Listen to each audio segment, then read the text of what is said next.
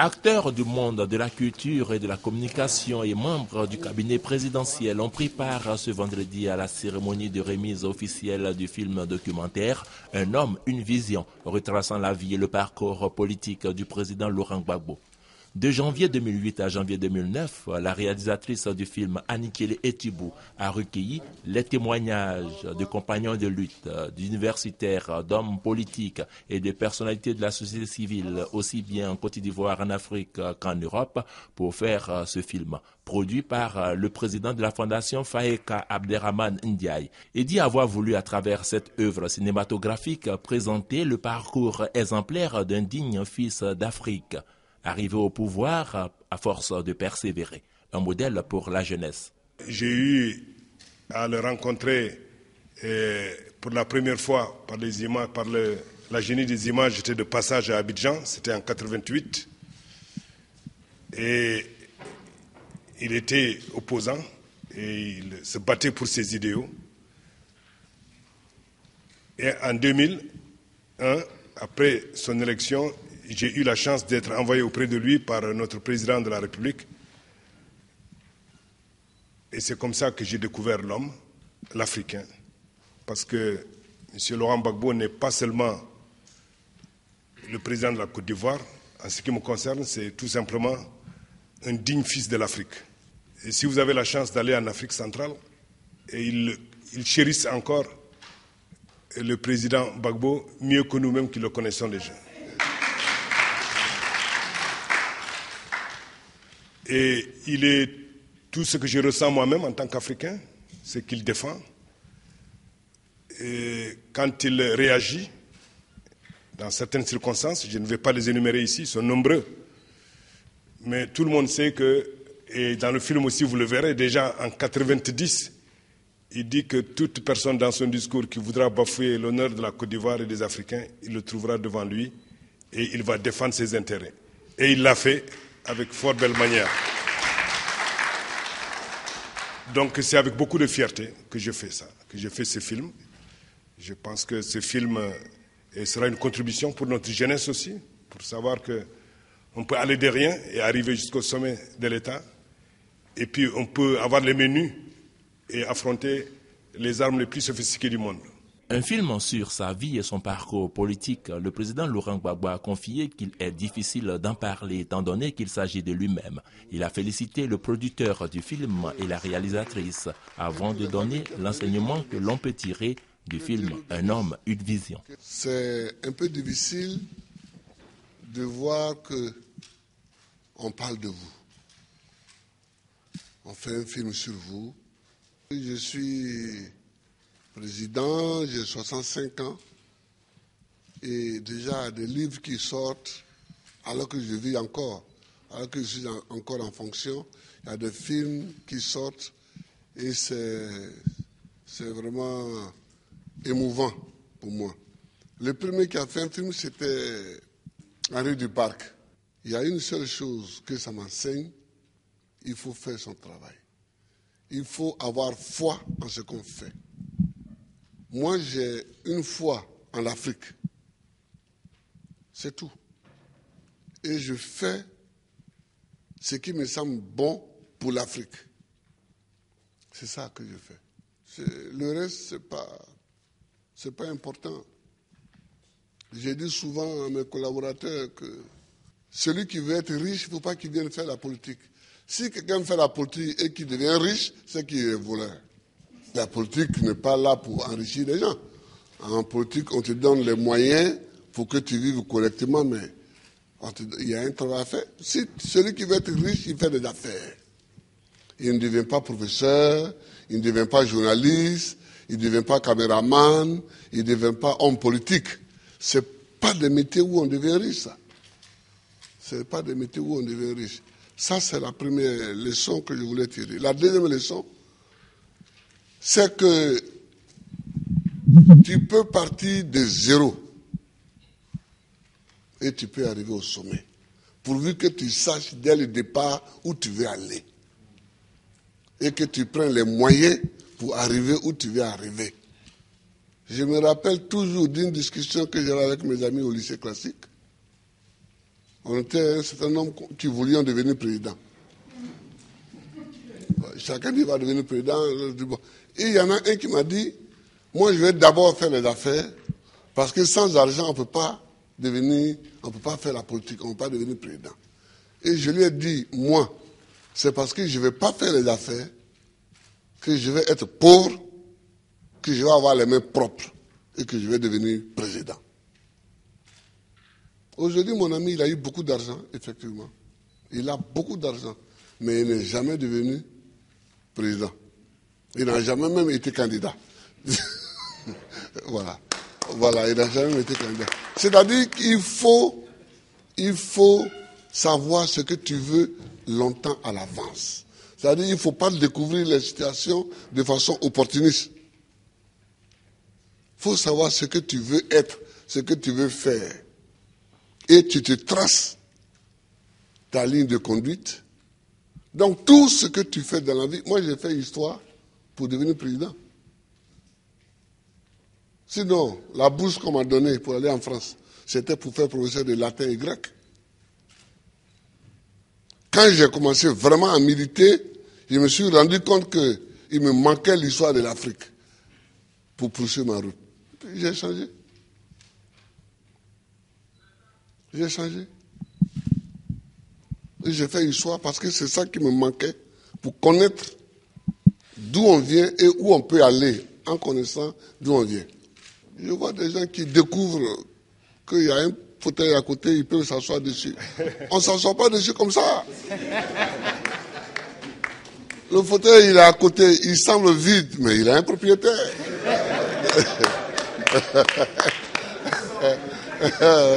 Il a un propriétaire. C'est quand tu veux t'asseoir dessus que tu te rends compte qu'il a un propriétaire. Et le propriétaire, il faut savoir que le propriétaire du fauteuil présidentiel, c'est le peuple. Il faut toujours savoir ça, que c'est le peuple. Tu as beau être ce que tu es, si tu ne sais pas que c'est le peuple, et que tu ne te conduis pas en conséquence, tu ne peux pas t'asseoir dessus. C'est tout ça que moi j'ai envie que les Africains sachent. Et puis, il faut aimer son pays, il faut aimer l'Afrique.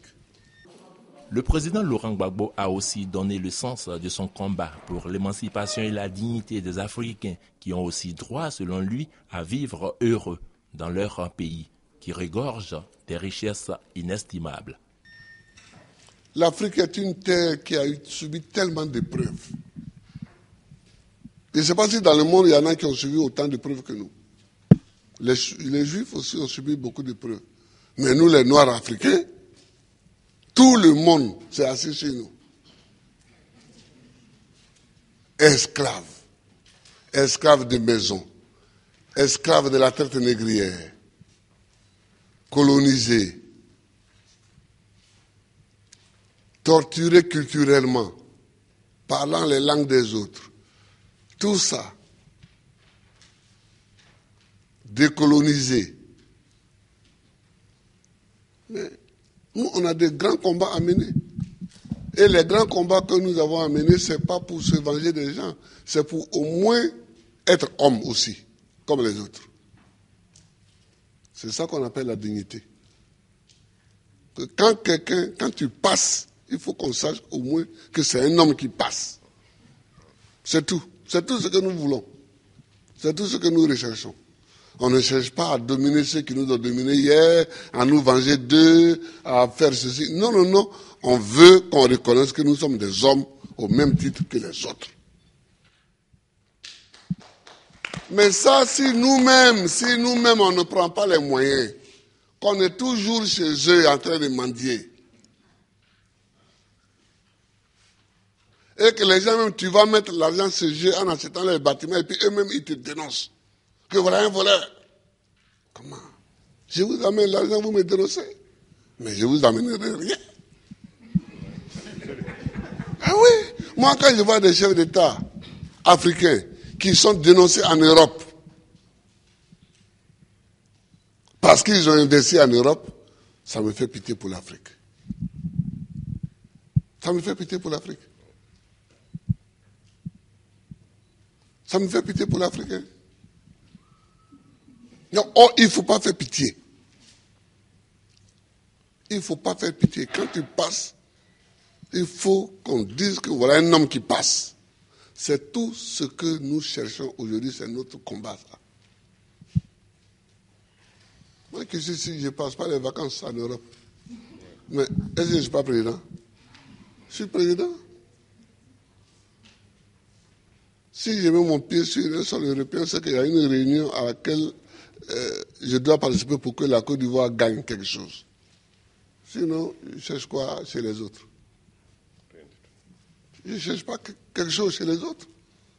Si Dieu m'a mis au monde ici, c'est que dans mon environnement ici, il y a tout ce qu'il faut pour que je vive. Mon combat, c'est pour la dignité. C'est pour la dignité.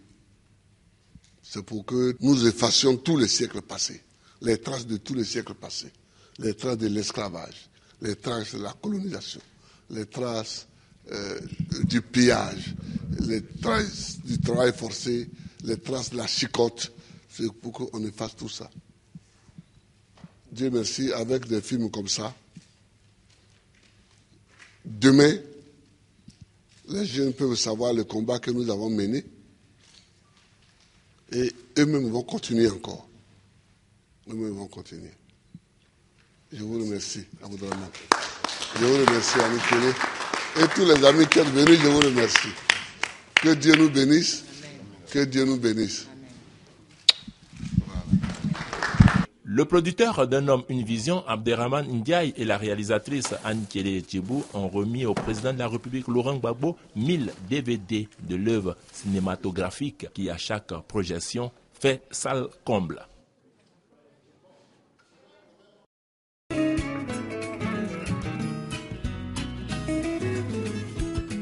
C'est dans la plus grande salle du cinéma Bambemba de Bamako que la projection du film Un homme, une vision s'est tenue le 14 septembre 2010 à 20h30 en présence de la réalisatrice Annie Kélé et l'équipe de African Queen Production. Très attentifs, les cinéphiles bamakois, hommes politiques, ambassadeurs, présidents d'institutions, membres de la société civile, invités de marques tels que Cheikh Oumar Sissoko, réalisateur et ancien ministre malien de la Culture, ont suivi de bout en bout les belles images ainsi que les riches témoignages qui rythment les séquences du film Un homme, une vision d'une durée d'1h40. Ceux qui croient en une Afrique digne ont apprécié la trame qui aligne les tranches de vie de Gbagbo Laurent. Son enfance dans son village natal, sa vie d'opposant forcé à l'exil, son combat politique jusqu'au fauteuil présidentiel, son accession à la présidence de la République et sa gestion de la grave crise qui a frappé de plein fouet la Côte d'Ivoire en septembre 2002. Au sortir de la salle de projection, les Bamakois ont livré leurs sentiments. Ça m'a permis de me situer sur les données de Gbagbo. C'est un homme, c'est un tigre quoi.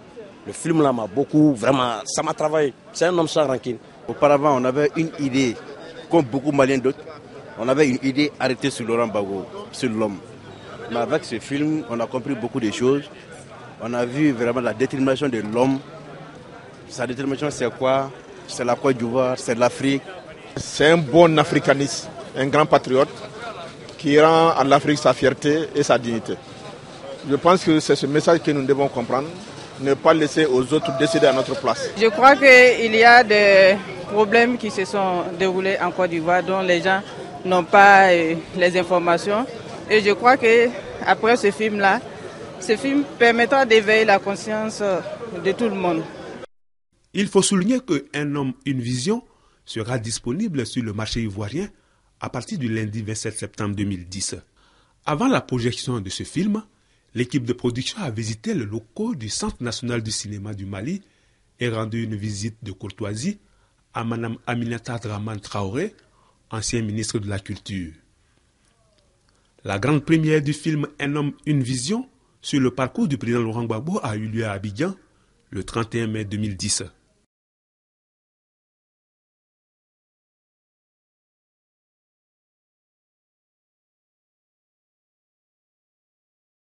C'est dans la dynamique de la projection du film Un homme, une vision de la réalisatrice Annie Kélé au cinéma Bambemba de Bamako, projection qui a d'ailleurs eu un franc succès, que cette conférence a été organisée. Une conférence témoignage sur le combat politique de Laurent Gbagbo prononcé par Ibrahim Boubacar Keïta, connu sous le pseudonyme de Ibeka. Président du Rassemblement pour le Mali, il fut Premier ministre et président de l'Assemblée nationale du Mali. Dans son exposé, Ibrahim Boubacar Keïta a comparé Laurent Gbagbo à Soundiata Keïta, l'empereur du Mali. Puis, d'ajouter que Laurent Gbagbo est un génie politique qui, aujourd'hui, fait la fierté non seulement de la Côte d'Ivoire, mais aussi des Africains dignes de cette appellation. Très tôt, il a compris que l'essentiel, ce n'était pas des combats d'ailleurs, ni des valeurs d'ailleurs qu'il fallait s'approprier pour être ou pour paraître. Ça n'a jamais été son souci. Comment faire pour que l'Afrique, singulièrement la Côte d'Ivoire, parvienne à un statut de dignité qui les fasse respecter dans le concert des nations comme les nations d'hommes libres, dignes et debout. Qui n'a pas compris ça ne comprendra jamais Laurent Gbagbo. Dès le départ, c'est cela. La dignité de l'Afrique, de l'homme africain, la souveraineté de nos pays, pas de souveraineté factice de façade, mais une souveraineté réelle, qui fasse que nous décidons pour nous ce qui est bien, ce qui n'est pas bon pour nos pays. Notons que l'étape de Bamako marque le top départ de la tournée internationale du film Un homme, une vision en Afrique et en Europe.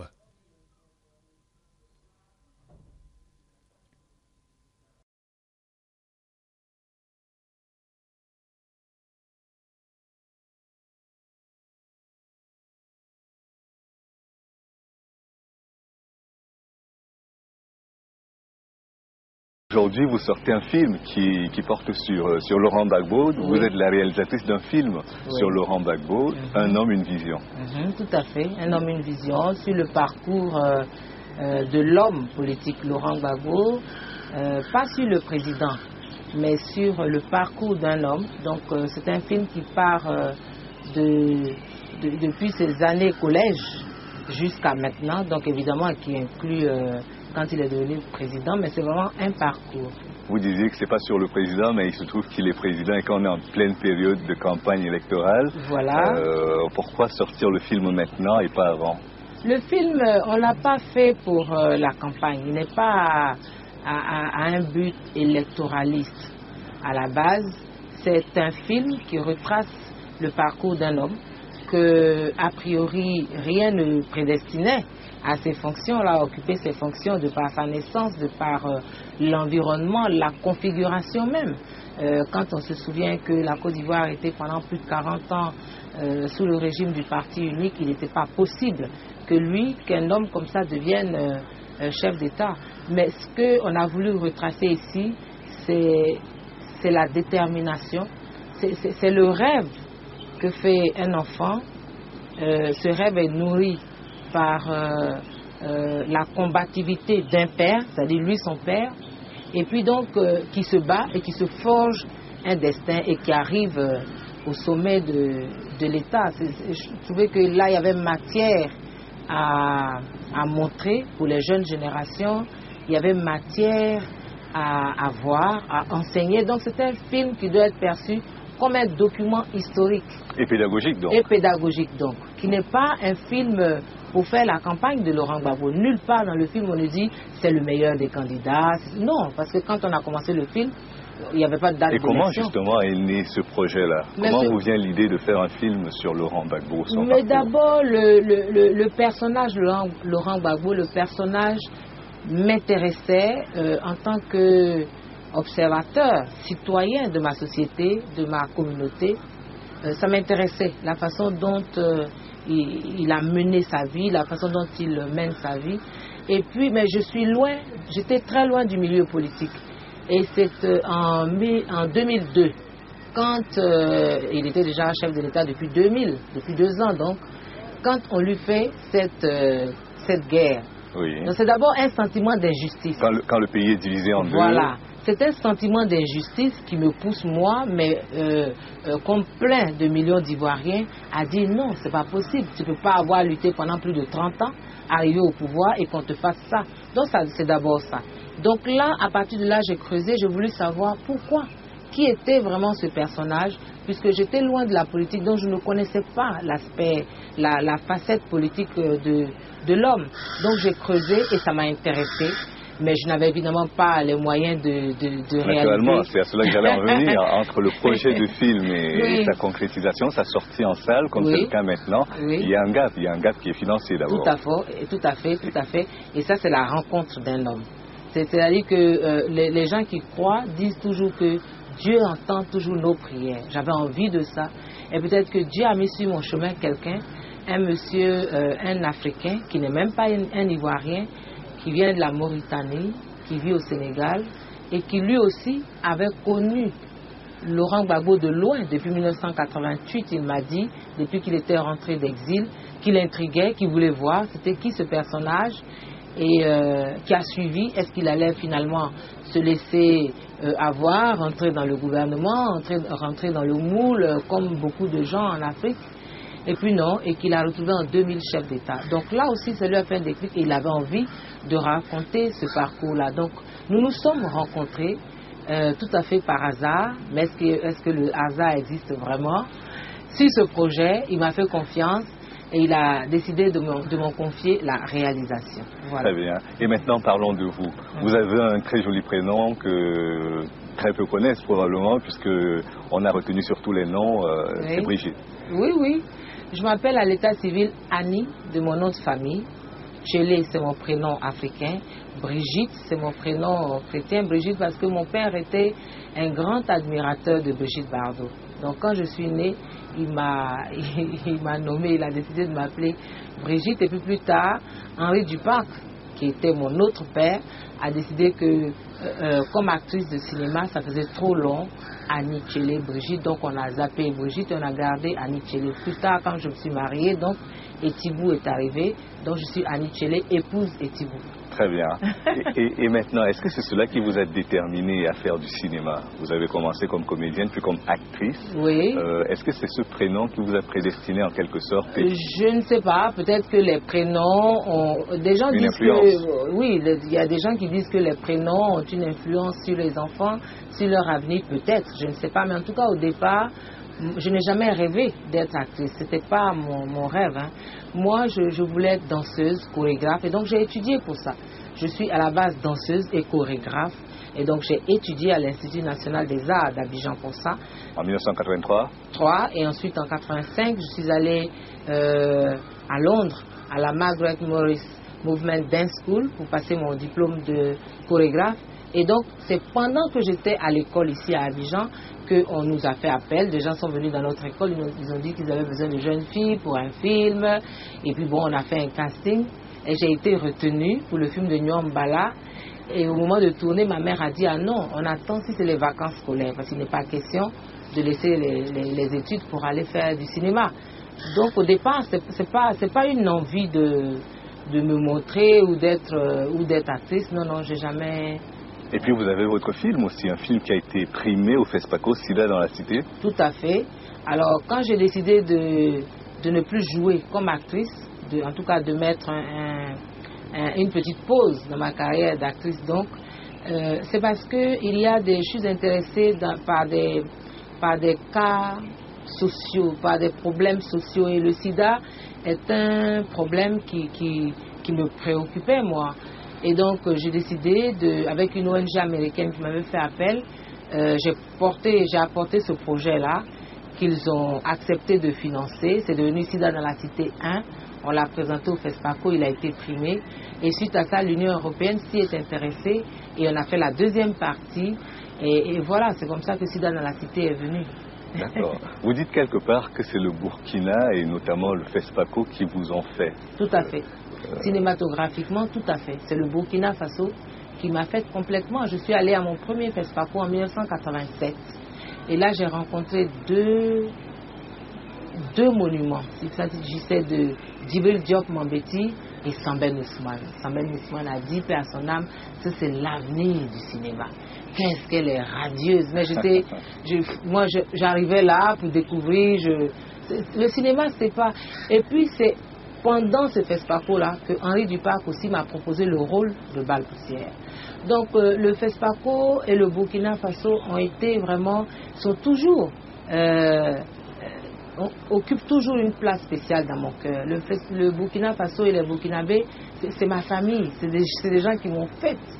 Voilà, sans eux, je n'aurais pas fait le cinéma, c'est clair. Et aujourd'hui, vous êtes directrice d'un festival international du court-métrage à Abidjan. Oui. Est-ce que c'est une façon de renvoyer l'ascenseur à la jeune génération, à la génération qui vient après vous? Tout à fait, mais en plus, je peux dire que le FICA, ce festival, à sa naissance, a reçu l'onction du FESPACO. On est allé le présenter au FESPACO à Ouaga et ils ont dit oui, nous on est d'accord, donc vous faites les années paires, nous on fait les années impaires. Donc toujours je reviens au Burkina Faso, mais c'est une façon, ce festival de court-métrage, effectivement de permettre aux jeunes qui ont envie de faire ce métier merveilleux de cinéma, d'y croire, de montrer leurs œuvres, de confronter leur création à celle d'autres horizons et puis d'y aller. La prochaine édition, c'est quand? La prochaine édition, maintenant, ça va être en 2011 parce que le FICA devient annuel, une édition nationale qui va consister en une caravane qui va sillonner plusieurs villes de la Côte d'Ivoire. Et puis l'édition internationale, c'est toujours les années paires, donc en 2012. Et quels sont les prochains projets puisque vous n'arrêtez pas avec les projets? Eh bien, les prochains projets, écoutez, nous préparons un long métrage qui est inspiré, un long métrage de fiction qui est inspiré de la crise que nous avons vécue en Côte d'Ivoire. Voilà, donc je crois que ça c'est notre prochain projet, mais on a beaucoup de projets et puis tant qu'on vit, on doit travailler. Absolument. De quoi est-ce que vous seriez le plus fier?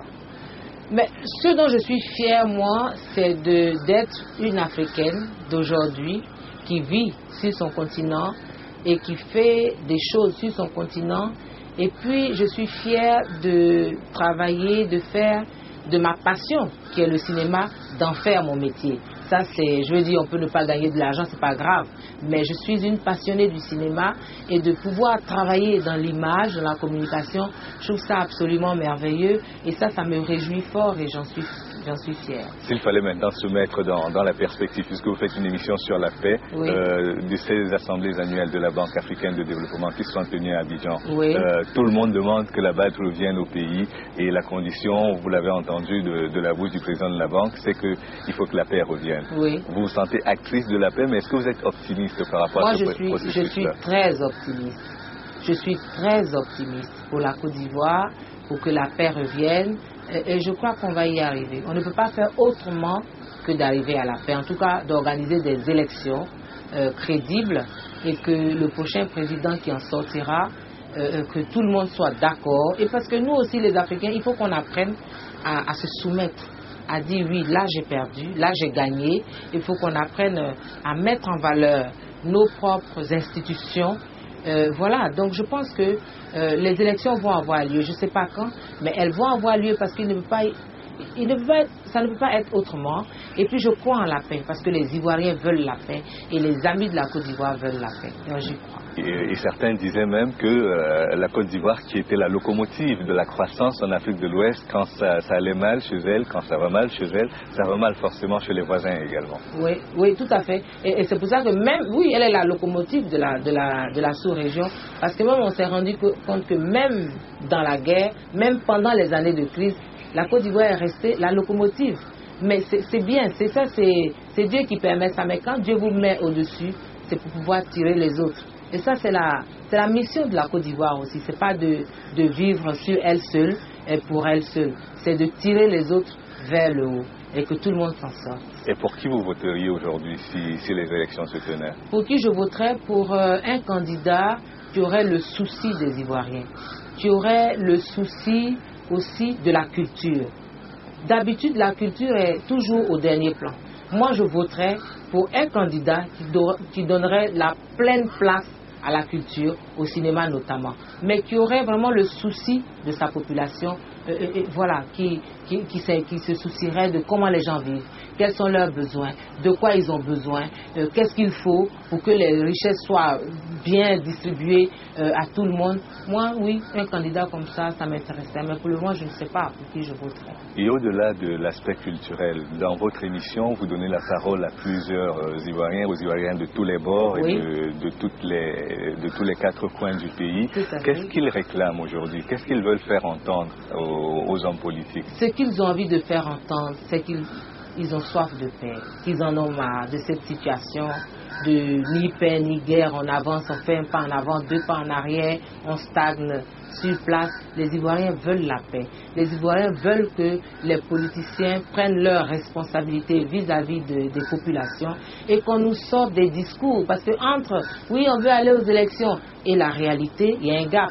Donc les Ivoiriens veulent que les politiciens leur tiennent le langage de la vérité et que les politiciens aillent directement, résolument à des élections pour que chacun s'en sorte et qu'on sache qui est qui fait quoi, et que la population sache où elle va et qu'elle sorte enfin de l'incertitude.